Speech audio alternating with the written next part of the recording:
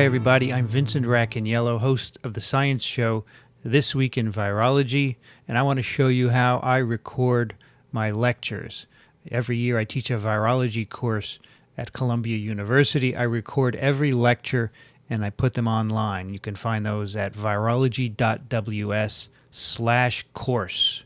It's very simple to do this, and I think everyone who teaches should capture their lectures because many people can watch them.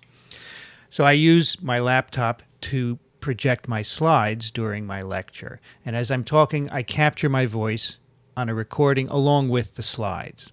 And I like to walk around when I lecture, so I use a wireless microphone.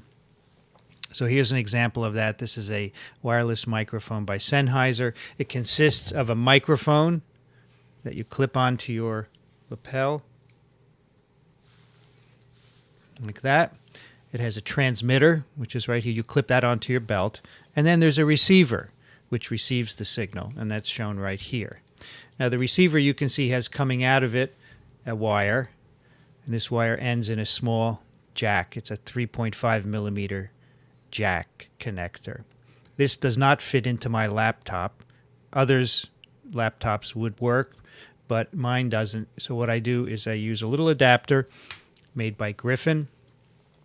It's called an iMic. It costs about $30. And what you do with this is you plug the output of the wireless receiver into this. You put it into the in port. And this little adapter converts the analog signal, the analog audio from the wireless receiver to a digital version right in that white box. And then you can input it into your laptop or other computer by this USB cable. So you plug this into your laptop, and then you go in your control panel and make sure this is selected as the audio input. All right, so that gets you the audio into your computer. I use a program called ScreenFlow to capture both the screen, which is the slides I'm projecting, and my audio at the same time. So they're in sync. And when I change slides, it's in sync with my audio. So at the beginning of my lecture, I start the recording in ScreenFlow. I make sure I'm selecting the audio from my wireless microphone through the Griffin iMic. I make sure I'm capturing the screen, and then I record.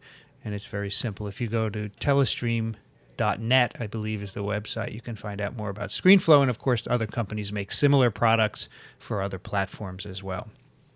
Then at the end of the recording, I stop it, I save it, I bring it home, and then I output the lecture as a movie. I trim the ends off. I usually add in music at the beginning and end, some credits at the end, and I output it as a movie, which I then upload.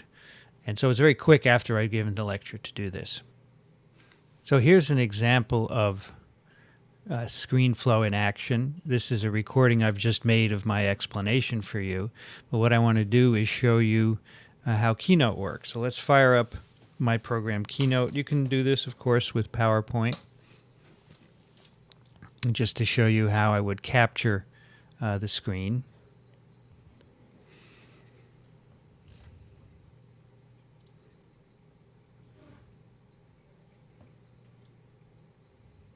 So I'm open my Keynote file. I'll then play it, which is the way I would play it to present it to an audience, through a projector, of course.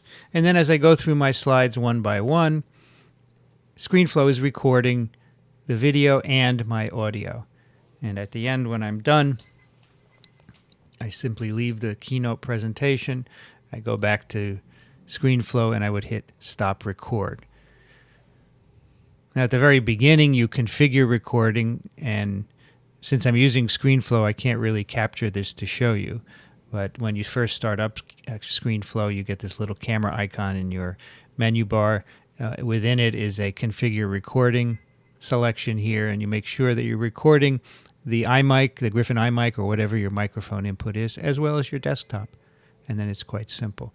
And you can see the interface for ScreenFlow is quite simple. You have a track with all your video, and you have an audio track. And you can zoom in on this, for example, and you can scrub with this bar right here. And you can use it to cut. If you wanted to make a cut here, for example, you would press the letter T, it makes a cut, and then you could delete all of this. And that's how you could trim away bits at the beginning and end. And then when I'm done, I would simply choose Export to export the video.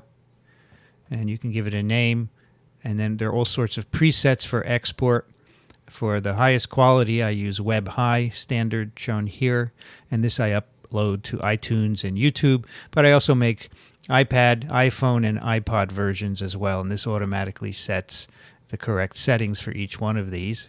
And there's also a Windows Media version, which by default doesn't come with the program. You have to buy some extra plugins in order to do that. You would just click export, and then it would go through an export process. And really, that's the extent of ScreenFlow. I'm Vincent Racaniello. You can find my courses at virology.ws. Thanks for listening. If you have any questions, you can send them to Vincent at virology.ws.